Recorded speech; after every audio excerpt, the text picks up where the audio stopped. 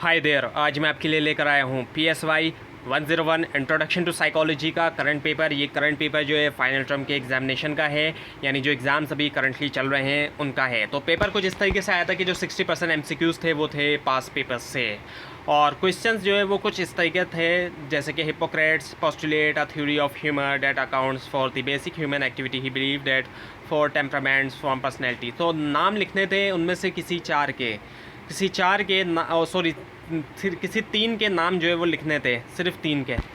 और उसके अलावा इलस्ट्रेट करना था 6 इमोशंस को जो कि आप ज़्यादातर एक्सपीरियंस करते हैं अपनी डेली लाइफ के अंदर, उनको इलस्ट्रेट करना था। और इसके अलावा डिस्टिंग्विश करना था क्रिस्टलाइन इंटेलिजेंस और फ्लूइड इंटेलिजेंस, इन दोनों के दरमियान। और उसके बाद है फिर कि your client suffer from claustrophobia and can't get on the elevator at his place of employment. The therapist helps him construct an approach hierarchy to work towards riding the elevator.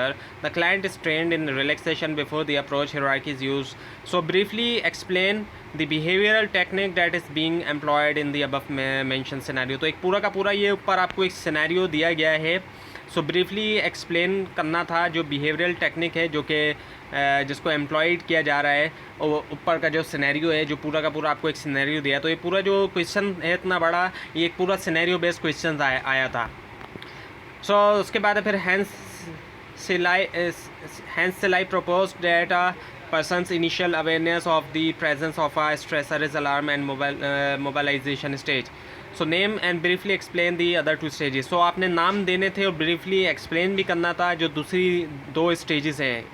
इनके अलावा जो दूसरी दो stages हैं उनके नाम देने थे और briefly explain करना था। उसके बाद फिर human brain is the most intricate, complex, sophisticated yet quiet machine in the universe, and thinking is one of the most important functions of humankind. Keeping the above mentioned statement in mind, write about the fundamental elements of thinking.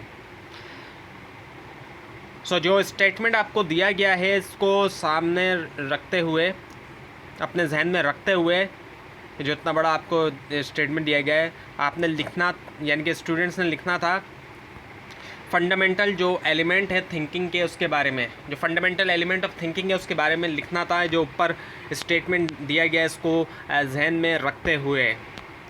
उसके बाद फिर in ancient times man thought that soul was responsible for a number of thing including some mental symptoms and disease. In other word, the explanation of mental disease according to ancient man was that mental disease are caused by abnormal activities of soul. Later in time mad or mentally ill were regarded as witches and wizards. Some people also regarded mad or mentally sick as possessed by evil spirit or devils. Critically evaluate this concept and as a student of psychology answer the following. So what do you think about that? Is the above mentioned concept present and prevailing in our today's society or not? What do you think this concept is right or wrong about the mental disorders are due to the spiritual disturbance and restlessness or due to the influence of evil spirits? So ये काफ़ी एक बड़ा question है जिसके अंदर ancient जो कदीम ज़माना है उसका बारे में बताया गया है कि उस दौर में सोल जो थी इंसान की, समझा जाता था कि वो जो है उसी की वजह से जो है कई सारी मेंटल जो सिम्टम्स होते हैं, डिजीज़ होते हैं, उसकी वजह से होते हैं। सो ये इस तरह की लोगों के जो है वो सोच थी उस दौर के अंदर। सो इस क्रिटिकली इवेल्यूएट करना है इस कॉन्सेप्ट को, और as a student of psychology answer देना है कि आप क्या सोचते हैं इस जो अबव मेंशन जो कॉन्सेप्ट है, आपको जो पूरा कॉन्सेप्ट बताया गया ऊपर उसके बारे में, और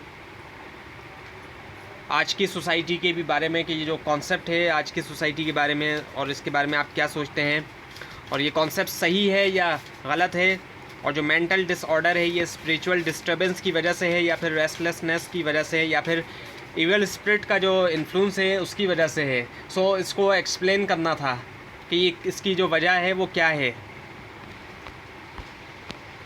उसके बाद है a psychologist with the dash perspective would expect to find an hormonal imbalance, chemical deficiency or brain injury as a cause of abnormal behavior. Identify and explain the above mention perspective. So आपने इसके अंदर क्या करना था कि identify करना था और ब्रीफली एक्सप्लेन करना था जो अबव मेंशन जो ऊपर जो आपको पर्सपेक्टिव बताया गया है। पहले आइडेंटिफाई करना, जो डैश है उसको आइडेंटिफाई करना और फिर साथ में ब्रीफली एक्सप्लेन करना इस पूरे पर्सपेक्टिव को। उसके बाद फिर Naima is a 10 years old girl. Naima जो एक 10 साल की लड़की है। So she has irrational fears of cats. Whenever she sees a cat, she starts shivering and screaming. Her father took her to a psychologist for treatment as he felt that Naima was generalizing her fear to other objects. So he wanted to eliminate her fear at this early stage. How would you treat that girl by using the method of treatment presented by Bandura? So एक यहाँ पे एक तरह का case study ही दिया गया है कि एक 10 साल की लड़की है नाइमा जो कि बहुत ज़्यादा कैट से जो है वो उसको डर लगता है और उसके फादर ने जो है वो उसको साइकोलॉजिस्ट के पास ले गए ट्रीटमेंट के लिए। सो कैसे आप जो है वो ट्रीट करेंगे कि how would you treat that girl by using the method of treatment presented by Bandura. So इसके बारे में बताना था।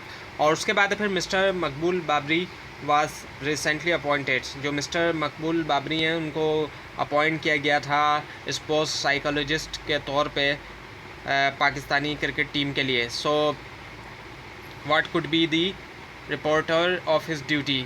सो ये बताना था।